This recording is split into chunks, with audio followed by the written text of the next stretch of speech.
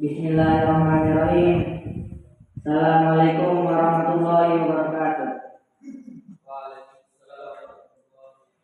Alhamdulillah, alhamdulillahilladzi bi an'amana bi nikmatil Islam wa bi nikmatil iman wa sholatu wassalam ala nabiyyi Muhammadin wa ala alihi wa sahbihi amma ba'du.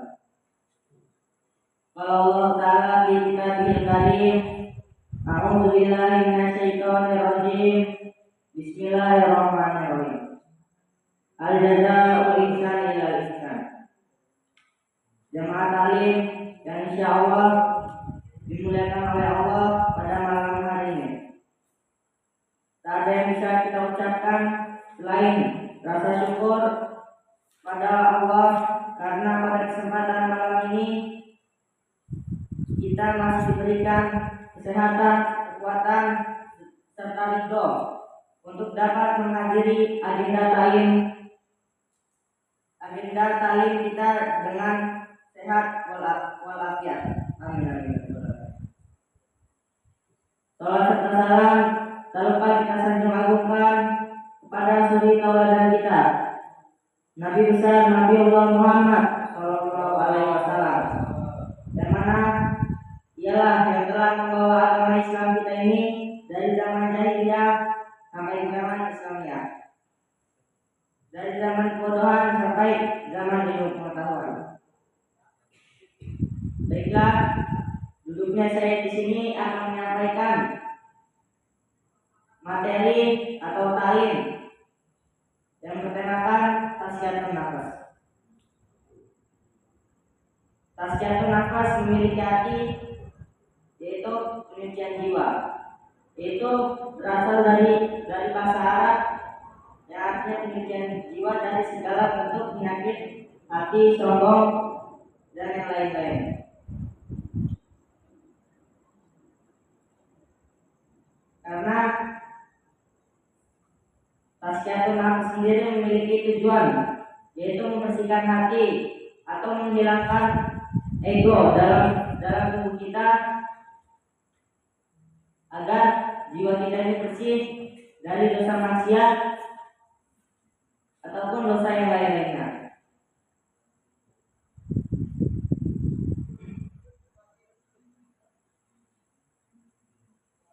Sebelum membersihkan jiwa, kita harus menghilangkan ego di dalam diri kita. Ego adalah kemauan. Kenapa kita harus menghilangkan ego yang ada pada diri kita? Karena jika kita ego, maka kita akan menghalalkan berbagai cara, walaupun cara itu haram. Allah berfirman dalam Quran surat Asy'ar ayat 9 sampai 10 yang bunyinya pada kelaman zakaha pokoknya kawan dasar. Sungguh beruntung orang yang menyucikan jiwa itu, dan sungguh merugi orang yang mengotori jiwanya. Karena orang yang menyucikan jiwa tersebut dapat dekat dari Allah Subhanahu wa taala. Dan sedangkan orang yang mengotori jiwanya dengan dosa maksiat ataupun penyakit hati, sombong dan lain-lainnya akan terjerumus pada dosa maksiat. Jika kita menyucikan jiwa, maka kita akan mendekatkan diri kepada Allah ataupun hablum minallah. Ayat ini dengan jelas menunjukkan betapa pentingnya proses pensucian jiwa dalam kehidupan kita. Kenapa tasqiyatun nafas itu penting? Yang pertama, mencapai kedekatan dengan Allah Subhanahu wa taala. Nabi Muhammad SAW bersabda, sesungguhnya dalam tubuh manusia ada segumpal daging. Apabila baik, maka baik seluruh tubuhnya, dan apabila rusak, maka rusaklah seluruh tubuhnya. Apabila segumpal daging itu adalah hati. Hadis riwayat Bukhari dan Muslim. Yaitu jika kita melakukan kebaikan dengan tubuh kita ataupun diri kita, maka itu termasuk di dalam amal, termasuk tubuh kita itu atau daging kita melakukan amal perbuatan tersebut. Jika itu baik, maka baik daging tersebut. Jika itu buruk, maka buruklah. 2. Ketenangan hidup. Jiwa yang bersih dari ketenangan akan membawa kebahagiaan dalam hidup. Jiwa yang bersih atau jiwa yang tidak memiliki rasa kotor sama sekali, maka akan tenang. Karena terlepas dari dosa maksiat ataupun kezaliman yang mendekati tubuh atau diri kita. Karena tubuh yang tenang akan membawa kebatilan yang tenang juga. Akan membawa ketenangan ataupun kebatilan sebagian dalam hidup kita, karena sudah lepas atau sudah terbebas dari kemaksiatan yang ada pada diri kita.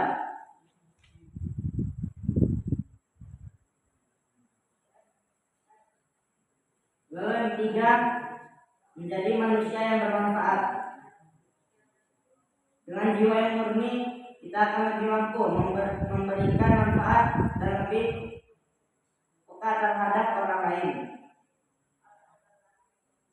Jika mensucikan jiwa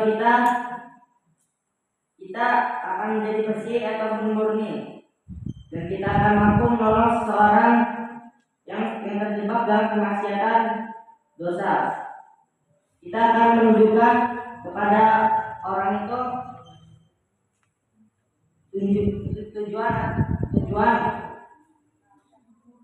tujuan tasbihul nafas atau kesucian jiwa tersebut.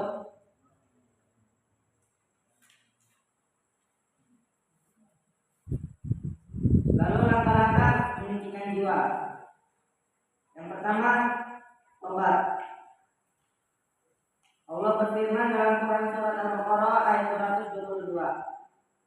Sungguhnya Allah menyukai orang yang bertobat dan menyukai orang-orang yang menyucikan diri. Karena jika kita membersihkan diri kita dari dosa maksiat, maka Allah akan menyukai tubuh kita yang bersih ataupun yang telah terbebas dari dosa maksiat tersebut. Karena Allah itu tahu kita sudah bersih ataupun kita sudah murni dari dosa-dosa maksiat tersebut, ataupun sudah terlepas dari keburukan yang ada pada diri kita. Dan juga pasti kita sudah dekat kepada Allah jika menyucikan diri.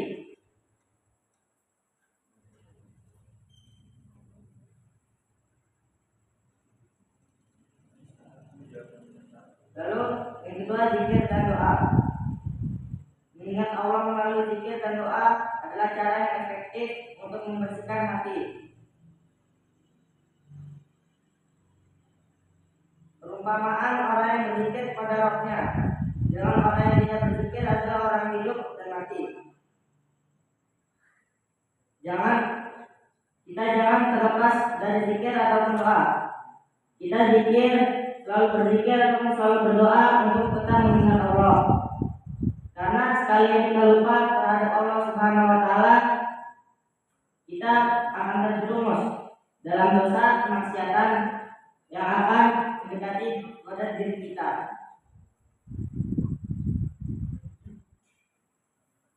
Dan doa juga efektif dalam mengingat Allah, karena kita berdoa agar jangan sampai terlepas dari zikir untuk mengingat Allah. Kita berdoa, ya Allah, jangan sampai aku lupa berzikir darimu ataupun lupa mengingatmu. Karena sekalinya lupa, maka dosa maksiat akan menghampiri kita ataupun mendekati tubuh kita. Seperti perumpamaan orang yang berzikir pada Rabbnya dengan yang tidak berzikir adalah orang yang hidup dan mati. Orang yang berzikir kepada Allah seperti orang yang hidup karena dia suci ataupun terbebas dari dosa maksiat dan masih bisa berzikir kepada Allah Subhanahu wa taala. Dan sedangkan orang yang mati itu orang yang sudah terjerumus pada kemaksiatan. Lalu yang ketiga, meningkatkan ibadah. Meningkatkan ibadah ikhlas karena Allah. Karena tujuan ikhlas itu hanya bertujuan pada Allah Subhanahu wa taala saja. Meluruskan niat untuk selalu beribadah bertujuan kepada Allah Subhanahu wa taala. Seperti sholat, puasa, sedekah, dan yang lainnya. Itu adalah cara yang mendekatkan diri kepada Allah. Karena sholat jika kita hanya lihat, sama saja kita tidak mendapatkan pahala, malah sebaliknya mendapatkan dosa. Ria juga adalah termasuk syirik kecil yang bisa menjerumuskan kepada kemaksiatan.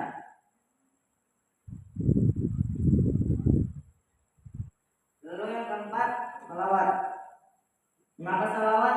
Karena menunjukkan rasa kerinduan kita kepada Nabi Muhammad Sallallahu Alaihi Wasallam terhadap perilaku dan kesucian hati beliau, sehingga kita dapat mengikuti jejak yang menjadi teladan kita. Karena Rasulullah sendiri tubuhnya bersih. Kita sebagai umatnya harus mengikuti apa yang diajarkan, apa yang dia bawa. Karena apa yang dia bawa dan diajarkan adalah perbuatan yang baik.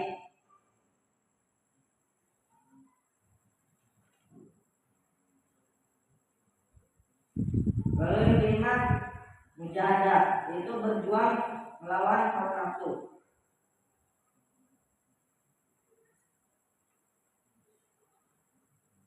Kita harus berusaha melawan keinginan yang tidak sejalan dengan ajaran Islam. Allah berfirman, "Walladzina jahadu fina lanahdiyanahum subulana wa innallaha lamu'ul muhsinin." Surat Al-Ankabut ayat 69. Kita harus berusaha melawan keinginan ataupun nafsu yang terdapat pada diri kita, agar nafsu tersebut tidak membawa kita kepada kemaksiatan. Karena kemaksiatan tersebut adalah hal yang keji ataupun yang tidak disukai oleh Allah Subhanahu wa taala. Nafsu membawa kepada kemaksiatan seperti memikirkan hal-hal aneh ataupun melakukan dosa-dosa buruk lainnya.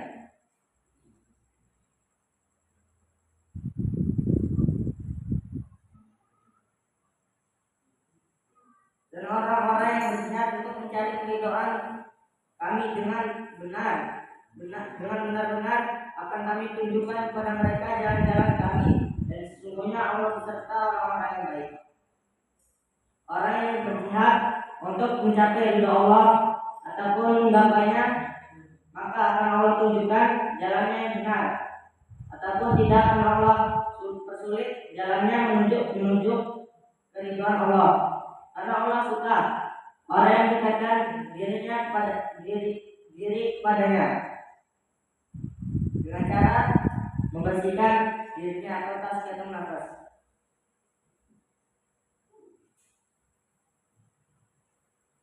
Lalu yang keenam, memperbanyak membaca Al-Quran. Kenapa harus membaca Al-Quran? Karena ketika kita membaca Al-Quran, iman kita itu akan naik. Di dalam Al-Quran banyak nama-nama Allah seperti Ar-Rahman, Ar-Rahim, dan yang lainnya. Itu menunjukkan sifat-sifat atau nama-nama Allah yang baik. Karena Allah sendiri itu tidak pernah salah. harus memperbanyak membaca Al-Quran, dikarenakan kita membaca surat-surat yang berisikan tentang kesucian jiwa dan apa untungnya kesucian jiwa tersebut. Maka kita akan tahu ketika kita membaca Al-Quran, ayat-ayat apa saja yang menunjukkan cara-cara ataupun untungnya mempelajari tazkiyatun nafas atau membersihkan diri kita.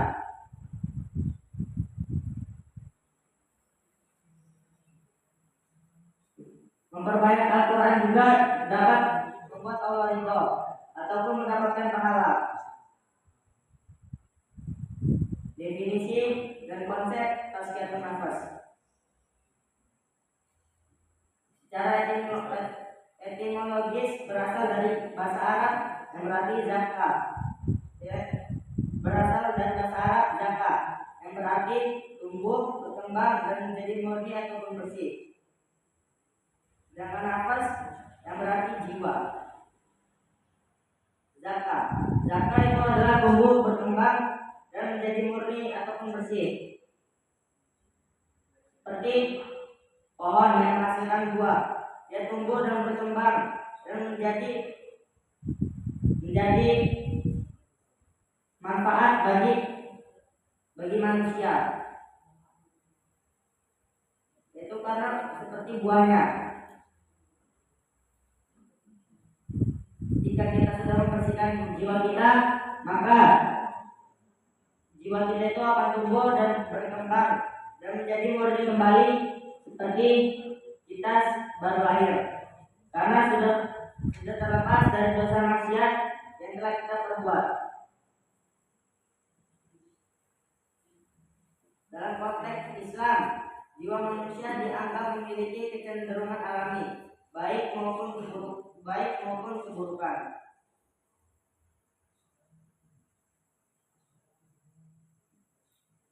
Menurut Islam, jiwa manusia itu ada yang baik ataupun ada yang buruk. Karena manusia sendiri memiliki sifat yang membawa kemaksiatan.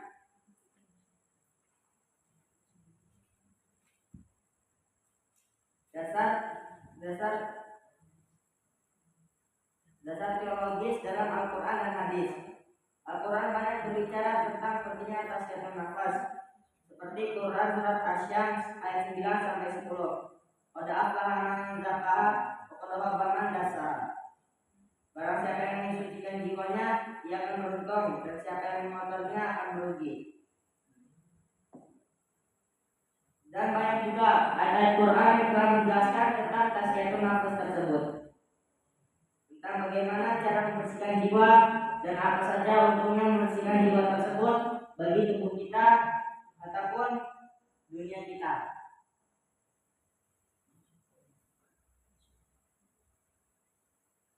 Rasulullah SAW bersabda, orang yang kuat bukanlah yang dapat mengalahkan orang lain, tetapi orang yang mengendalikan dirinya saat sedang marah.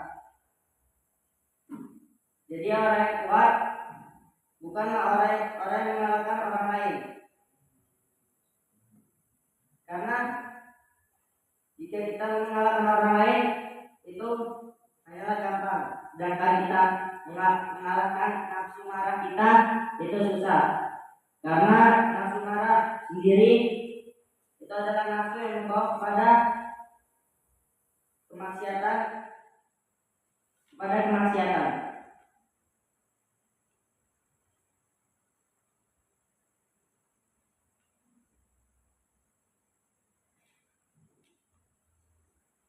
Tahap tazkiyah.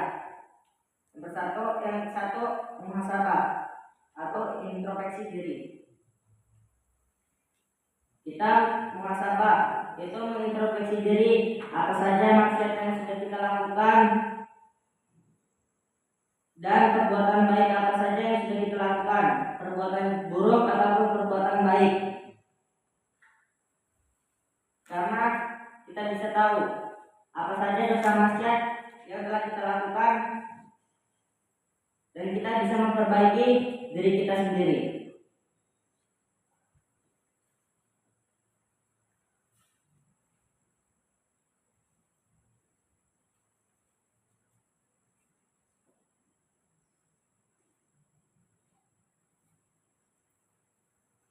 kita muhasabah, mengambil waktu-waktu penting ataupun waktu-waktu kosong lampau yang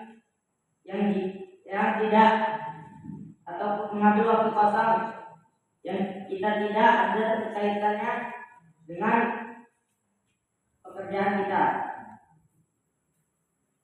Kita memanfaatkan waktu kosong kita itu atau waktu lampau kita itu dengan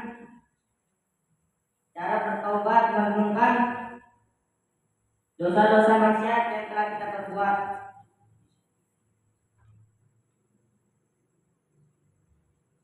Lalu yang kedua itu tobat,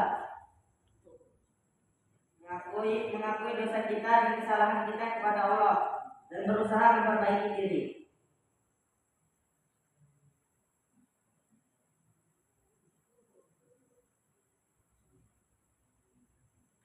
Tobat itu mengakui dosa-dosa kita. Kita bertobat kepada Allah untuk mensucikan jiwa kita dan berjanji kita tidak akan mengulangi maksiat ataupun dosa-dosa yang telah kita perbuat dengan cara bertobat. Dan juga cara-cara bertobat yaitu yang pertama mandi taubat, yang kedua sholat sunat taubat, yang ketiga istighfar. Cara beristighfar salah satunya dengan cara mengucapkan kalimat istighfar, kemudian memaknainya. Cara memaknainya yaitu mengetahui anggota badan kita yang zahir, seperti pikiran, mata, telinga, mulut, tangan, perut, kemaluan, ataupun kedua kaki. Jadi kita istighfarkan satu persatu, mulai dari pikiran kita yang pernah melakukan maksiat, memikirkan hal-hal yang negatif dan yang lainnya. Lalu mata kita istighfarkan, kita ingat apa saja yang pernah mata kita buat, karena mata pasti pernah melakukan dosa maksiat seperti melihat aurat seseorang atau yang lainnya. Lalu telinga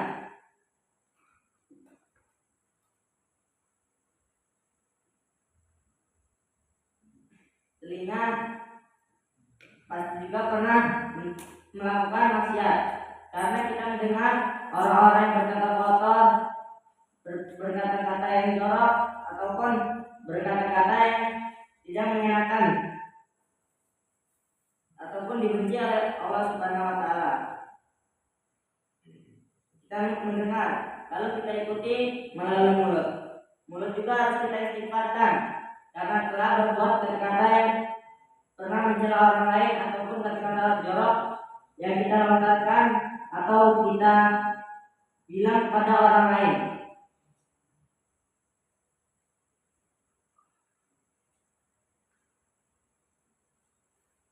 Lalu tangan masih pernah melakukan dosa maksiat, yaitu seperti memukul orang lain ataupun menjahili orang lain dengan tangan tersebut. Lalu perut kita yaitu kita istighfarkan atau kita taubatkan karena pernah memakan makanan syubhat ataupun yang haram yang tidak kita ketahui kehalalannya ataupun keharamannya. Lalu kemaluan harus kita istighfarkan. Siapa tahu pernah berbuat zina. Lalu kedua kaki juga seperti menendang teman kita ataupun menyepak teman kita. Lalu mujahadah, mengendalikan nafsu dan keinginan yang negatif. Mujahadah itu penting bagi tasfiyatun nafas ataupun mensucikan jiwa, karena untuk melawan hawa nafsu yang negatif yang ada pada diri kita yang harus kita hindari dengan cara kita tahan ataupun kita kita tidak hiraukan nafsu tersebut, dan jangan sampai mendekati ataupun kita terhanyut dalam nafsu tersebut.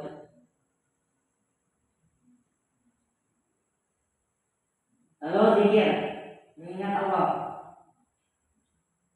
Jangan sampai memutuskan zikir kita walaupun kita sedang main ataupun belajar dan lain-lainnya.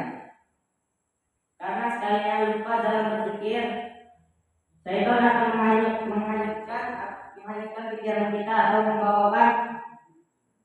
mengajak kemaksiatan kepada diri kita.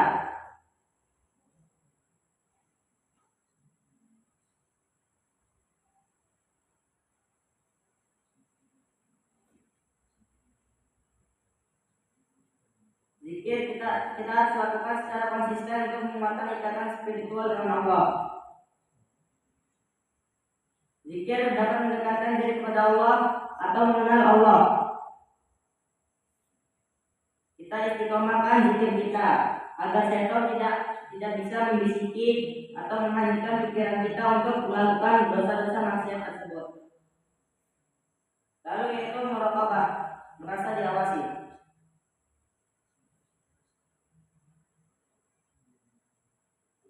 Zikir juga dapat menimbulkan itu muraqabah, karena kita merasa Allah itu selalu mengawasi kita. Allah itu selalu dekat dengan kita, mengawasi, tidak pernah lalai mengawasi kita.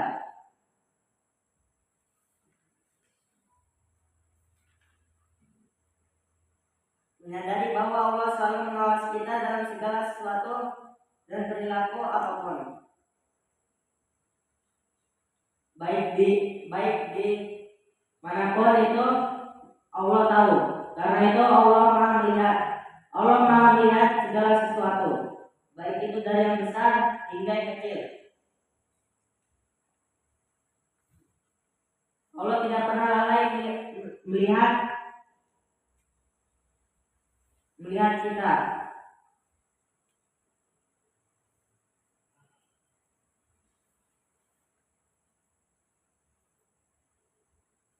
Lalu sifat-sifat yang harus dibersihkan yaitu takabur, sombongan.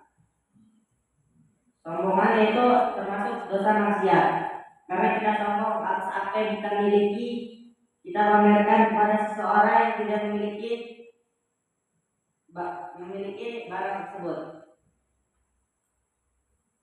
Sombong tidak hanya dengan barang, sombong juga bisa dengan ibadah. Jika kita itu sama saja seperti riya.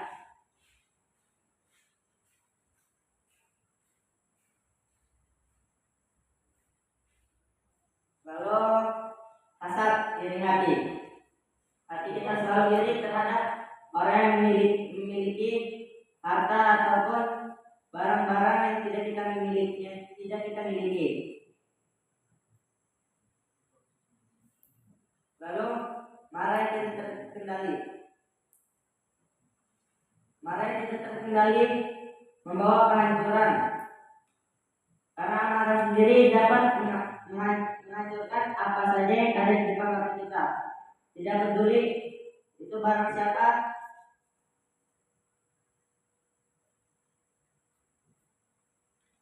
Lalu hubud dunia, cinta dunia yang berlebih. Cinta dunia yang berlebih termasuk membawa kemaksiatan.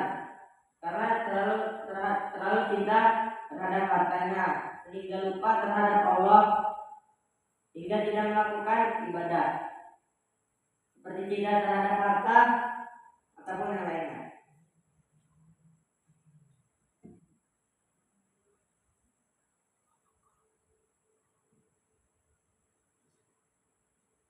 Contohnya seperti Qarun, dia terlalu cinta terhadap hartanya, sehingga Allah mengazabnya dengan cara menenggelamkan hartanya tersebut. Awal mulanya dia itu adalah orang yang miskin.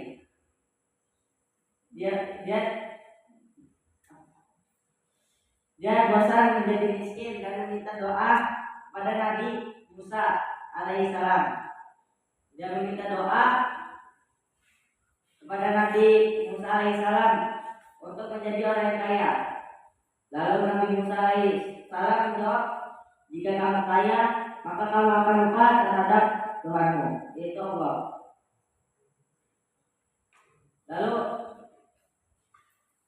Lalu Nabi Musa alaihissalam telah mendoakannya. Lalu Korun benar-benar menjadi orang yang kaya pada zamannya. Kekayaan Korun tersebut membawa ia lupa terhadap Tuhannya, yaitu Allah Subhanahu wa taala, hingga ia tidak mau beribadah ataupun lupa terhadap Tuhannya karena terlalu mementingkan hartanya hingga lupa tidak mau beribadah. Lalu Allah mengazabnya dengan menenggelamkan hartanya hingga ia mati bisa menghilang beserta hartanya. Lalu sifat-sifat yang harus dikembangkan. Yang pertama, ikhlas. Ikhlas terhadap apa yang kita miliki, barang-barang yang kita miliki ataupun harta yang kita miliki. Kita harus ikhlas terhadap apa yang kita miliki itu.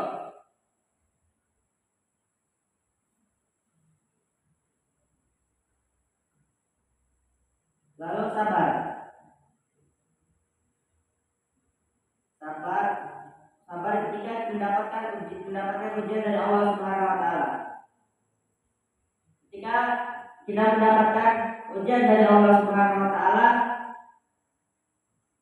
seperti ujian kecelakaan ataupun yang lain-lainnya.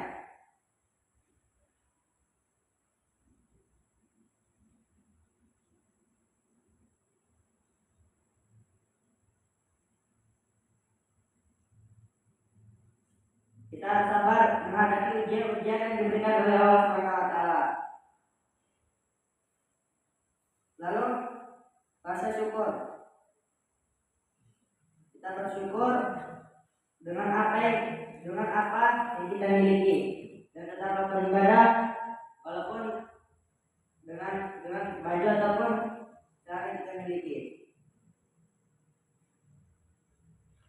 Lalu rendah hati. Rendah hati tidak meninggikan ataupun tidak membesar-besarkan apa yang kita miliki, sehingga kita masih ingat terhadap Allah Subhanahu wa taala.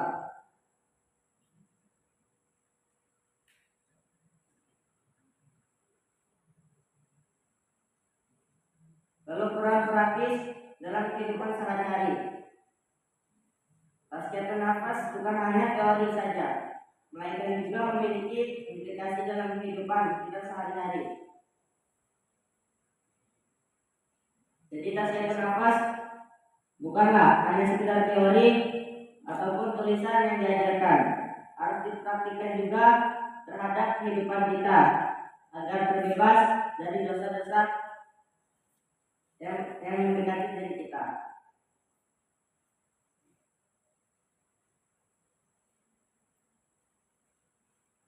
Tazkiyatun nafas melibatkan kedisiplinan dalam ibadah, seperti menjaga sholat, puasa, zakat, dan ibadah-ibadah lainnya, sebagai bentuk pengendalian dan pendekatan diri kepada Allah. Disiplin dalam ibadah, tidak pernah telat ketika melakukan sholat ataupun ibadah-ibadah yang lainnya. Jika kita membersihkan diri kita, maka sholat akan terjaga dan tidak pernah terlambat, ataupun puasa yang tidak pernah bolong dan selalu berzakat tepat pada waktunya. Dan ibadah-ibadah lainnya seperti sholat sunnah itu tidak pernah ditinggalkan jika kita sudah mensucikan jiwa kita.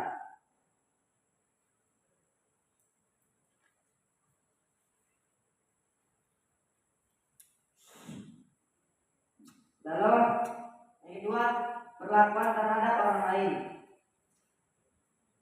Bersikap baik, adil dan penuh kasih terhadap sesama sebagai manifestasi dari jiwa yang murni.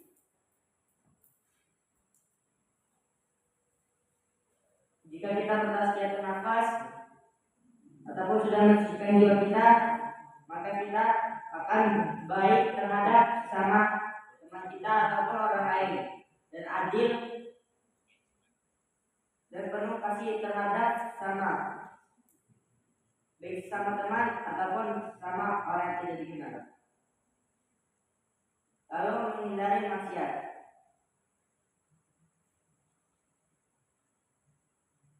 Jika sudah membersihkan jiwa, maka kita harus menghindari maksiat.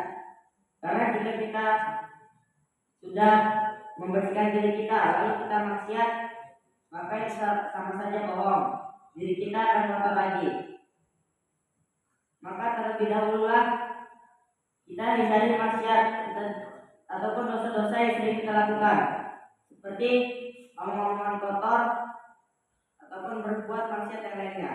Kita harus menghindari dosa-dosa yang sering kita lakukan dulu, baru beramal ibadah.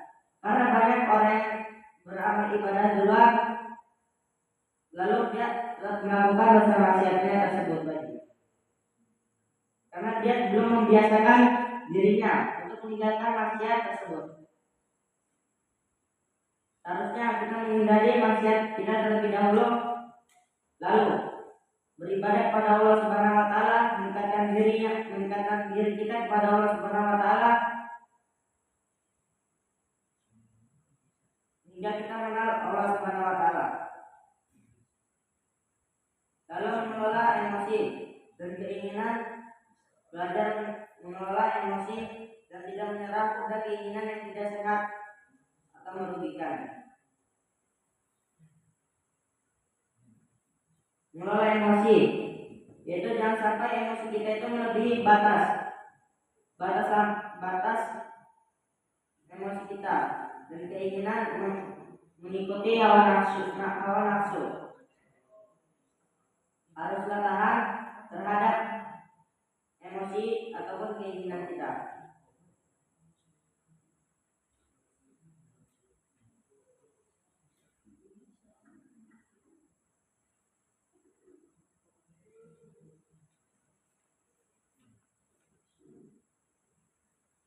Tasbih nafas dalam tasawuf.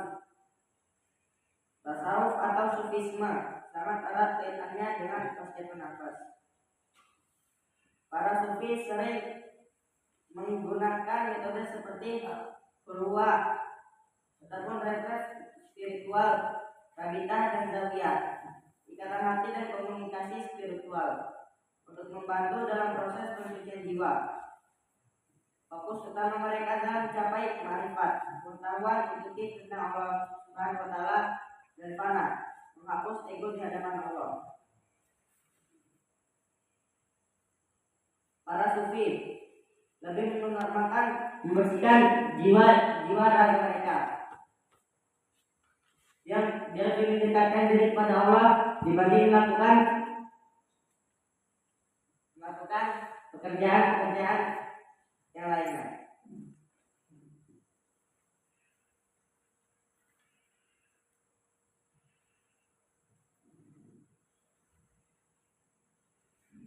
Makna dan tujuan tazkiyah.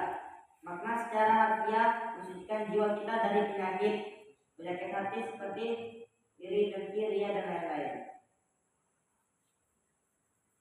Makna secara harfiah yaitu membersihkan jiwa kita dari penyakit hati. Penyakit itu terbagi menjadi banyak. Kita harus menghilangkan penyakit hati kita secara perlahan, secara dikit-dikit ataupun satu-satu. Seperti menghilangkan iri dengki terhadap seseorang.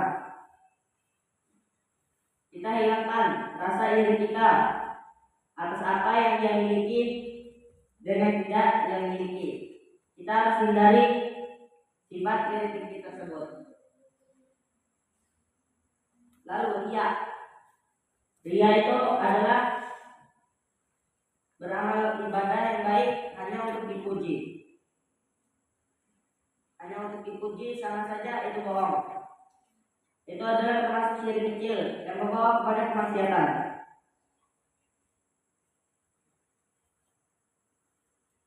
Kita kita harus hilangkan ria yang ada pada hati kita.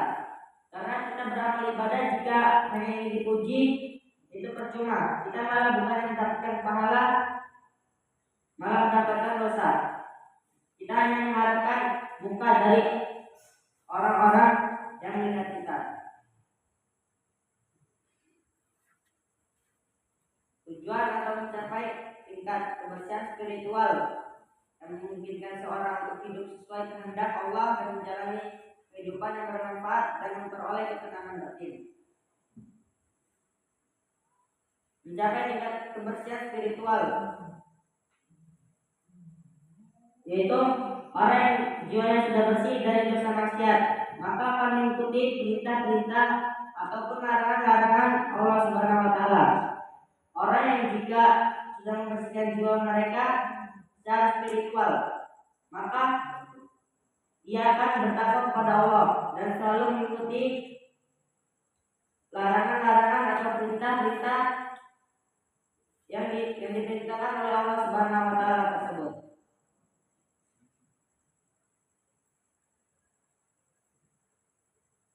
Lalu hidup mereka akan menjadi bermanfaat bagi orang lain dan memperoleh ketenangan yang batin.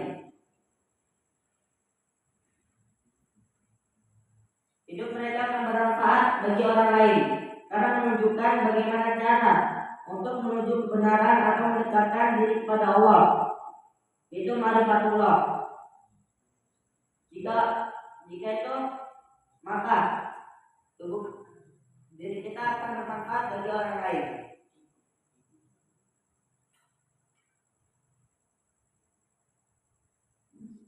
Lalu memperoleh ketenangan batin. Memperoleh ketenangan batin di dalam hati kita. Karena sudah terlepas dari dosa maksiat yang sudah kita perbuat. Karena sudah terlepas dari penyakit-penyakit hati seperti ego, lalu ria, iri dengki dan lain-lain.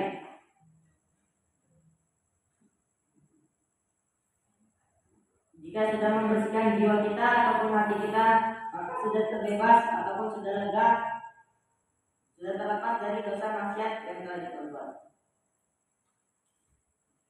Lalu pentingnya dalam Islam, pentingnya tasbihul nafas dalam Islam sebagai kunci kesuksesan menurut Islam, kebahagiaan sejati dan kesuksesan dalam hidup.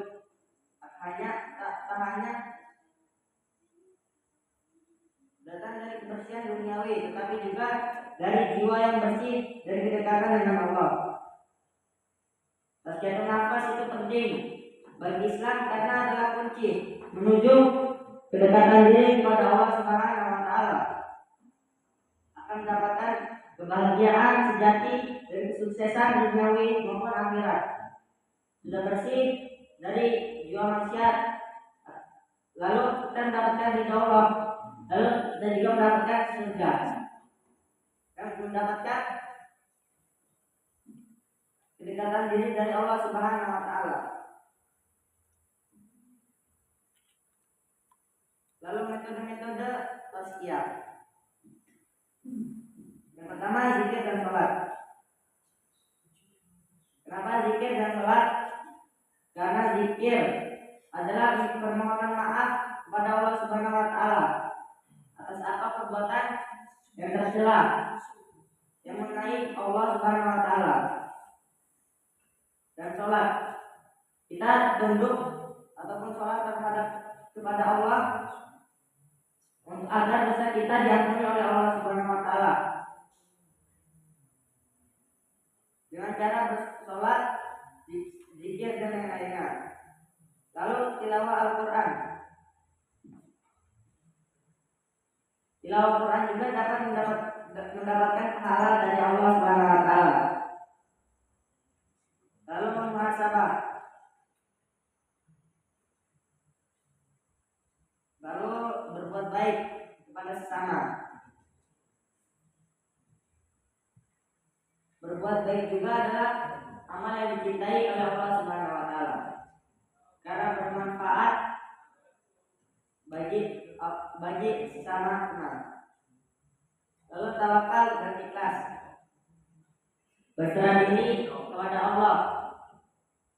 Kita menyerahkan diri kita kepada Allah ataupun kita berusaha untuk tidak melakukan dosa maksiat dan ikhlas menjalaninya penuh hati karena Allah Subhanahu wa taala. Lalu penyakit-penyakit yang harus dibersihkan. Riya, yang pertama adalah riya. Riya itu mencari muka ataupun kita beramal ibadah hanya untuk dipuji, tidak untuk beramal ibadah kepada Allah Subhanahu wa taala. Lalu hasad, yaitu iri hati. Lalu yang ketiga digoda, kemarahan yang tak terkendali. Kenapa itu harus dibersihkan? Dikarenakan jika kita terlalu sering marah, maka kita akan susah mendekatkan diri kepada Allah Subhanahu wa taala.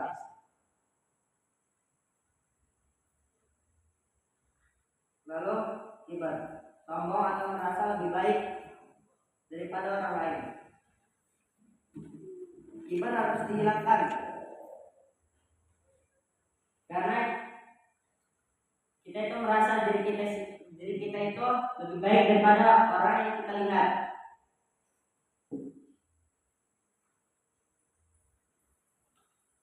Merasa lebih baik, yaitu kita merasa diri kita itu sudah mendapatkan ridha Allah Subhanahu wa taala, sedangkan orang itu belum. Kita harus menghindari sifat kibar tersebut.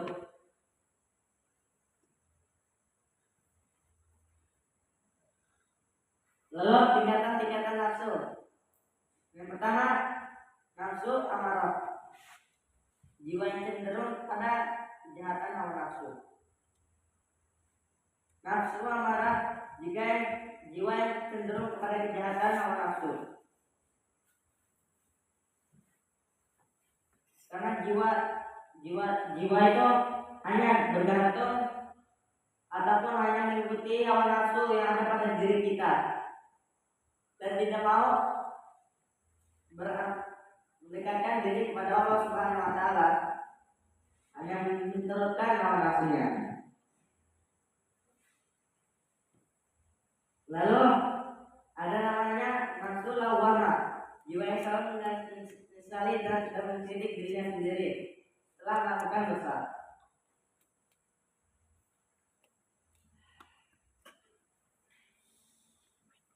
Jiwa yang selalu menyesali dirinya dan mengkritik dirinya sendiri setelah melakukan dosa. Kita melakukan dosa maksiat ataupun dosa-dosa yang lainnya, riya ataupun yang lainnya. Kita menyesali diri kita sendiri. Itu adalah nafsu lawwamah. Karena mengapa nafsu jiwa kita berpikir mengapa saya tadi melakukan dosa maksiat tersebut, padahal itu adalah perbuatan yang tercela yang tidak disukai oleh Allah Subhanahu wa taala. Dengan nafsu lawwamah, dia selalu menyesali dirinya sendiri setelah melakukan dosa.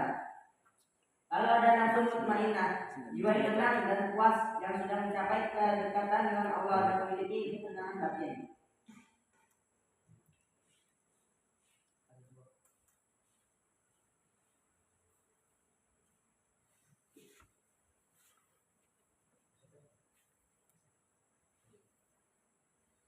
Jiwa yang tenang dan puas yang sudah mencapai kedekatan dengan Allah Subhanahu wa taala. Jiwa tersebut adalah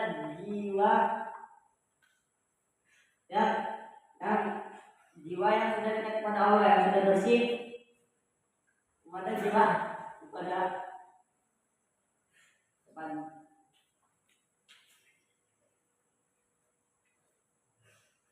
pada jiwanya. Lalu ada tantangan dalam tazkiyatun nafas. Tantangannya yaitu konsisten mempertahankan praktik dan moral yang konsisten dapat menjadi tantangan terutama pada kehidupan modern yang sibuk. dalam urusan dunia selalu sibuk, baik sibuk dalam bermaksiat ataupun dalam beribadah. Kita harus konsisten menaati perintah atau larangan Allah Subhanahu wa taala, beribadah, zikir dan lain-lainnya. Lalu gangguan duniawi, gerakan material menjadi hambatan dalam proses tazkiyah dan nafas. Seperti harta.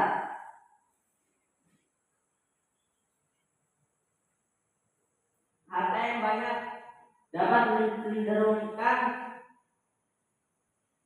membeli barang-barang ataupun hal-hal yang aneh untuk bermaksiat. Lalu ada keuntungannya. Keuntungannya itu ketenangan batin. Orang yang berhasil bertazkiyah nafas atau mensucikan jiwanya akan mendapatkan ketenangan batin karena sudah dekat kepada Allah Subhanahu wa taala, sudah kenal dengan Allah Subhanahu wa taala. Jadinya tenang hidup dia karena sudah terlepas dari maksiat. Lalu kedekatan dengan Allah. Proses tazkiyah nafas membawa diri kita untuk mendekati Allah Subhanahu wa taala. Karena itu menjadikan jiwa kita untuk melepaskan maksiat yang ada pada diri kita. Lalu hubungan harmonis, membantu memperbaiki hubungan terhadap orang lain karena orang yang memiliki ketenangan jiwa lebih cenderung lebih sabar, penuh kasih sayang dan adil. Orang yang sudah bertazkiyah nafas itu hormon netral jiwanya.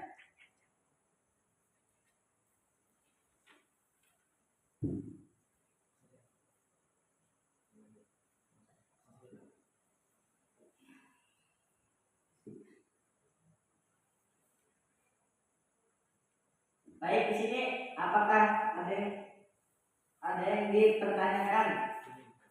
Ingin ditanyakan?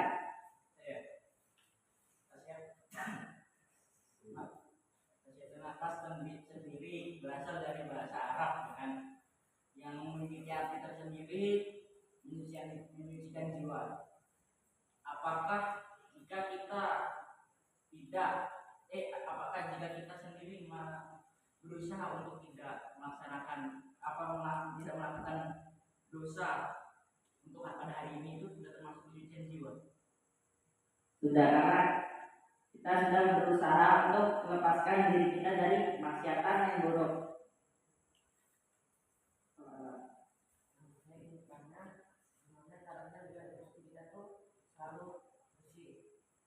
Tidak terlepas dari zikir.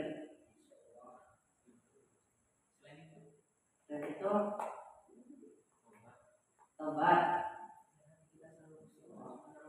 tobat ataupun berdoa.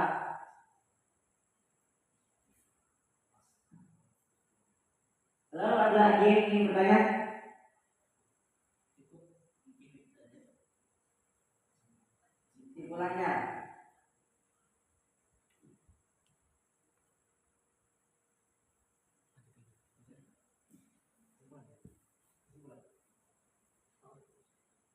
Simpulannya, tazkiyah nafas adalah jalan yang panjang menuju kesempurnaan spiritual yang membutuhkan usaha, disiplin dan komitmen. Ini adalah bagian integral dari kehidupan seorang muslim yang berusaha untuk mencapai kesucian jiwa dan kedekatan kepada Allah Subhanahu wa taala.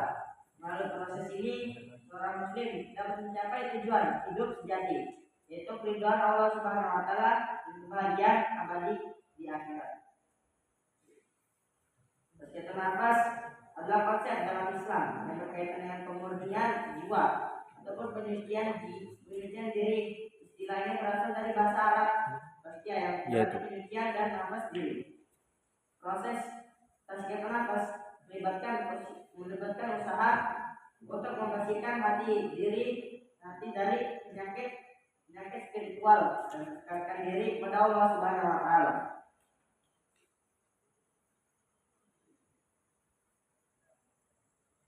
Mungkin kapan di kalangan ada Assalamualaikum warahmatullahi wabarakatuh.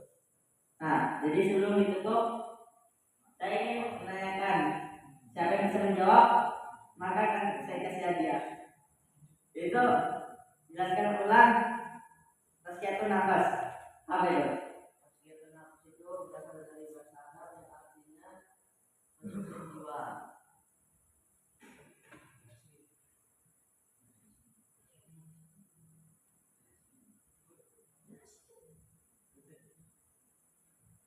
Nah, lalu apa saja cara membersihkan hati?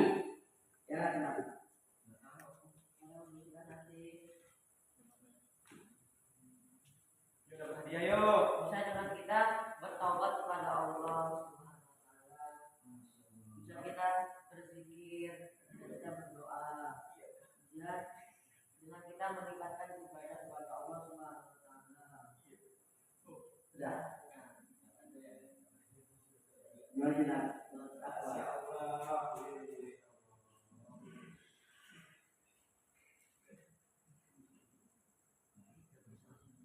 Baik, ini saja yang saya sampaikan. Kurang-lebihnya saya mohon maaf, kepada Allah saya mohon ampun. Wabillahi taufiq wal hidayah. Wassalamualaikum